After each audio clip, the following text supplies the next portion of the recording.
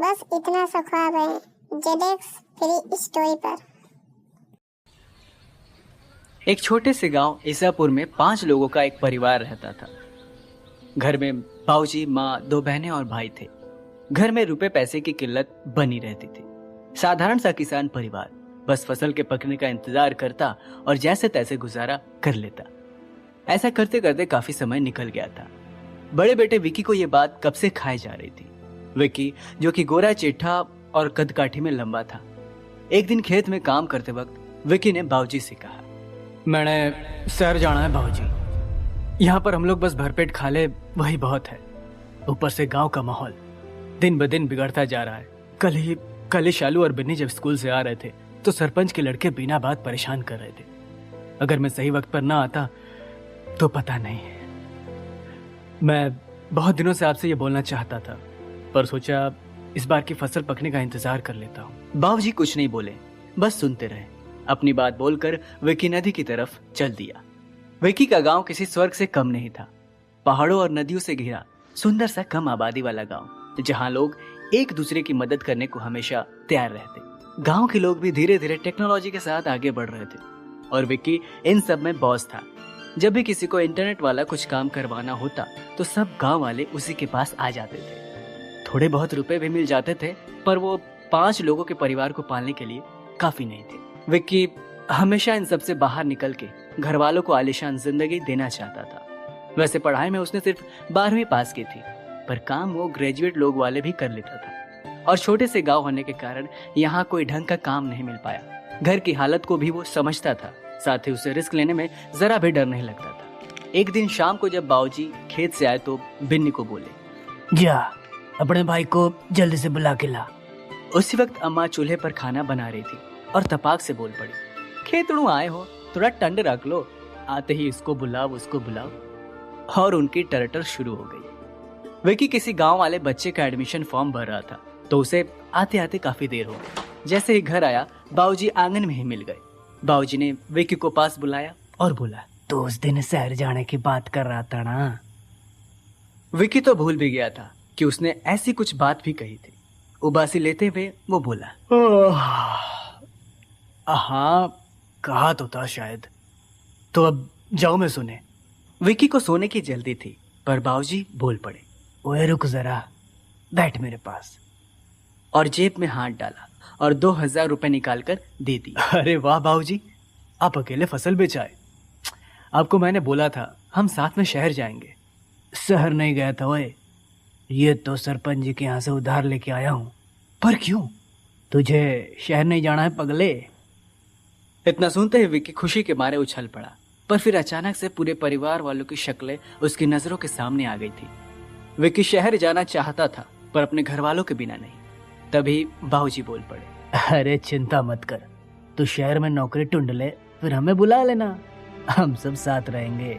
इतना सुनते ही विकी के चेहरे पर मुस्कान आ गई और उसने बाबूजी को गले से लगा लिया और फिर भागते हुए अम्मा के पास गया और बोला, मैं कल सुबह लुधियाना जा रहा हूँ। इतना सुनते ही शालू और बिन्नी बोल पड़ी, हमारे लिए क्या लाओगे? अरे पगली, मैं नौकरी करने के लिए जा रहा हूँ। केड़ी नौकरी?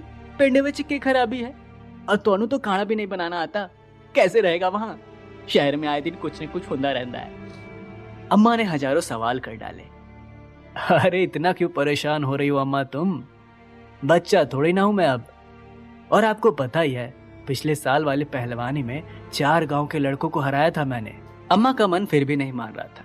तभी बाबूजी आए और बोले, ओए अब सो जाओ, रात बहुत हो चुकी है। कल विक्की सुबह शहर के लिए निकलना है, उसका सामान पैक कर दो। विक्की रात भर शहर जाने की खुशी में सही से सो भी नहीं पाया। अगले दिन अम्मा ने बिना मन के विक्की के लिए बेमन से खाना बांध दिया। थोड़ी देर बाद बाबूजी साइकिल से विक्की को गांव के बस स्टॉप पर छोड़ आए और जाते जाते कहा, सुन, हमारी चिंता मत करना, तू बस जल्दी से अच्छी नौकरी ढूंढ लेना और फिर हम लोग भी जल्दी ही आ जाएंगे। बाबूजी की आंखों में आंसू आ गए थे और विक्की का मन भी छोटा हो गया था। बाबूजी ने घर पहुंचकर सही से खाना भी नहीं खाया। अम्मा का मन तो वैसे ही नहीं मान रहा था। उधर विक्की बस में बैठे बैठे अपने लाइफ के नए पड़ाव के बारे में सोच रहा था। उसने पहले ही कई सारी जगह नौकरी के लिए अप्लाई कर दिया था, बस उसे शहर जाकर इंटरव्यू देना था। विक्की ग्रेजुएट नहीं था, इसलिए उसके पास बहुत ज्यादा ऑप्शंस नहीं थे। जैसे ही बस लुधियाना पहुंची, विक्की की आंखों में दुनिया को छू लेने का कॉन्फिडेंस था। थोड़ा बहुत नाश्ता करके अपने इंटरव्यूज के लिए निकल गया। 3-4 जगह इंटरव्यूज दिए भी, पर कहीं भी कुछ फाइनल नहीं हुआ। विक्की के वैसे ज्यादा कुछ दोस्त नहीं थे, पर विशाल से वो फेसबुक के थ्रू मिला था। थोड़े दिन वो लुधियाना में उसी के घर पर रुका रहा। इंटरव्यू देते देते विक्की को 1 वीक हो गया, पर कहीं से भी कोई जवाब नहीं आया। एक दिन विशाल ने बोला, ओ यार विक्की, मेरी कंपनी में काम करेगा? देख, काम बहुत छुट्टा है, ता वास्ते मैंने पहले तेन दसिया नहीं।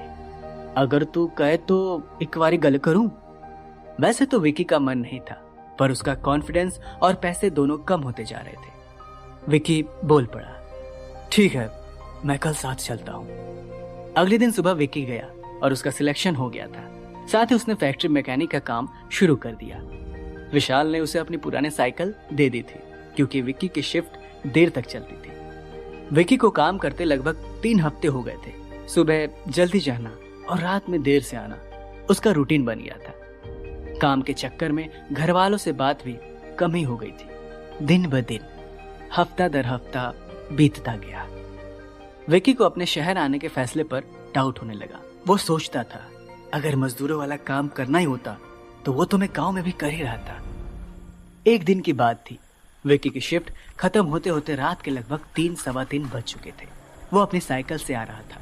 विक्की के मन में पता नहीं क्या आया कि वो रोज वाले शॉर्टकट की जगह लंबे वाले रास्ते से जाने लगा। रास्ते में काफी सारे गड्ढे थे, जिससे विक्की काफी इरिटेट भी हो रहा था। छह, लगता है आज का दिन ही खराब है। पूरे रास्ते गली के कुत्तों और बिल्लियों के अलावा कोई नहीं मिला। तभी दूसरे चौराहे पर उसे एक लग्जरी कार खड़ी हुई दिखी। विक्की का दिमाग वैसे ही खराब था। उसे इस वक्त दुनिया से कोई मतलब नहीं था। वो गाना गुनगुनाते हुए चले जा रहा था। तभी विक्की को किसी लड़की के चिल्लाने की आवाज सुनाई दी। पहली बार में तो विक्की ने आवाज को अनसुना कर दिया और चुपचाप चलते बना। पर विक्की जैसे जैसे आगे बढ़ा, उस लड़की की चिल्लाने की आवाज और तेज होती गई। अब विक्की से रहा नहीं गया और वो उस कार के पास चल पड़ा। रात होने के कारण सड़क पर अंधेरा था और स्ट्रीट लाइट भी लिपझिप हो रही थी। विक्की थोड़ा तेज रफ्तार के साथ कार की तरफ दौड़ पड़ा। जैसे ही वो उस कार के पास गया, उसने देखा कि कार का गेट थोड़ा खुला हुआ था और कार थोड़ा हिल भी रही थी। उस लड़की की आवाज सुनकर उससे रहा नहीं गया और उसने कार का गेट खोल दिया। कार में काफी महंगी शैंपेन की बोतल और सिगार रखे हुए थे। कार में वही लड़की बैठी हुई थी। लड़की ने काफी रिवीलिंग कपड़े पहने हुए थे। गोल्डन कलर की शॉर्ट ड्रेस, उसके ऊपर से हील वाला सैंडल, तड़कती लाल लिपस्टिक और आंखों में डार्क मेकअप उस लड़की को कैबरे गर्ल वाला लुक दे रहे थे। वहीं दूसरी ओर कार की सीट पर मिड 50s में कम हाइट वाला आदमी महंगे ग्लासेस लगाए हुए बैठा था। विक्की को अचानक अपनी कार के पास देखकर वो आदमी गुस्से से लाल हो गया और विक्की भी अजीब फील करने लगा था। उसने पहले ऐसे कभी भी किसी कार के पास जाकर ऐसा कुछ भी नहीं किया था। उस आदमी ने विक्की को गाली गलौज करना स्टार्ट कर दिया। उस आदमी की हाइट विक्की से काफी कम थी और विक्की को साफ दिख रहा था वो आदमी उस लड़की के साथ जबरदस्ती कर रहा था। पर वो आदमी विक्की को ऐसे सुना रहा था मानो गलती विक्की की थी। कार में बैठी लड़की वैसे रोने लगी थी, पर विक्की को देखकर वो थोड़ा शांत हो गई। उधर वो आदमी विक्की को न जाने क्या क्या बोल रहा था। विक्की काफी देर तक उसकी बकवास सुनता रहा और फिर विक्की को गुस्सा आ गया और वो बोल पड़ा, ओए, एक तो इतनी रात को इस लड़की को परेशान कर रहे हो और ऊपर से मुझे सुना रहे हो। लड़की के हाथ और गालों पर जबरदस्ती के निशान थे। उस आदमी ने संजना के हाथों को कसकर पकड़ रखा था। संजना उस आदमी के चुंगल से छूटने का बहुत ट्राई कर रही थी, पर उसमें इतनी स्ट्रेंथ नहीं थी कि वो अपना हाथ छुड़ा सके। विक्की उस आदमी की बकवास से इतना गुस्सा हो गया था कि उसने उसे कार से बाहर उठा के फेंक दिया। ऐसा लग रहा था जैसे विक्की फुटबॉल के साथ खेल रहा हो। वो आदमी बोल पड़ा, कमीने, तेरी इतनी हिम्मत कैसे हुई? वो आदमी विक्की को मारने के लिए आगे बढ़ा ही था कि विक्की के तमाचे से वो गिर गया। उधर संजना में थोड़ी हिम्मत आई और उसने अपने सैंडल उतार कर उस आदमी को मारना शुरू कर दिया। उधर विक्की वहां खड़ा खड़ा सब देख रहा था। उसे उस आदमी को सैंडल से पीटता हुआ देख काफी मजा आ रहा था। वो खड़ूस आदमी बोल रहा था, ओए संजना, ओए मुझे मत मारो, मैं तुमसे प्यार करता हूँ। ये सुनकर विक्की थोड़ा कंफ्यूजन में आ गया। इस आदमी को इस लड़की का नाम कैसे पता? विक्की अपनी फैक्ट्री की सब बातें भूलकर इस झगड़े में घुस गया था। वो आदमी शर्म के मारे पानी पानी हो गया। ऊपर से विक्की उसकी हालत देखकर हंसने लगा। उसने विक्की को ऐसे गुस्से में देखा जैसे गलती पूरी विक्की की थी। उस आदमी के सिर पर खून सा सवार हो गया था, मानो वो विक्की को जान से ही मार देगा। उधर संजना की जान में जान आई और उस खड़ूस आदमी ने चालाकी से अपनी जान बचाना जरूरी समझा और विक्की को बोला, तो ये तो मैं देख लूंगा, गली के कीड़े। और अपनी कार तेजी से भगा के निकल गया। उधर संजना ने विक्की को थैंक यू बोला और विक्की का नाम पूछने लगी। तभी विक्की बोल पड़ा, क्या आप लोग एक दूसरे को जानते हो? संजना ने कहा, हाँ, यह आदमी मेरे गाने सुनने नाइट क्लब में आया करता था और अक्सर कभी कभार मुझे घर भी छोड़ दिया करता था, पर मुझे पता नहीं था आज ये आदमी मुझे छोड़ने के बहाने मेरी इज्जत पर हाथ डाल देगा। इतना सुनते ही विक्की बोल पड़ा, नाइट क्लब? तो तुम उस टाइप की लड़की हो? यह सुनते ही संजना को और गुस्सा आ गया। क्या मतलब उस टाइप की लड़की? समझते क्या हो तुम अपने आप को? कोई हीरो हो क्या तुम? विक्की को मन में लगा, कितना बेवकूफ हूं मैं, बिना सोचे समझे कुछ भी बोल दिया। इससे पहले संजना कुछ बोल पाती, विक्की ने उससे माफी मांगी और कहा, क्या मैं आपको घर छोड़ दूं? संजना ज्यादा रूड नहीं होना चाहती थी, तो उसने कहा, नहीं, मैं चली जाऊंगी, आप चिंता मत करिए। इतना बोलकर संजना ने अपने फोन से कॉल किया और अपने दोस्तों का इंतजार करने लगी। विक्की वहां तब तक चुपचाप खड़ा रहा जब तक संजना के दोस्तों ने उसे पिक नहीं किया। थोड़ी देर में संजना वहां से निकल गई और विक्की भी सिगरेट पीने के लिए वहां खड़ा हो गया। विक्की सोच रहा था, मैं बिना बात ही इन सब लफड़ों में पड़ गया। उसे लगा मुझे पुलिस को कॉल कर देना था। वैसे भी इन सब के चक्कर में सुबह होने को आ गई थी।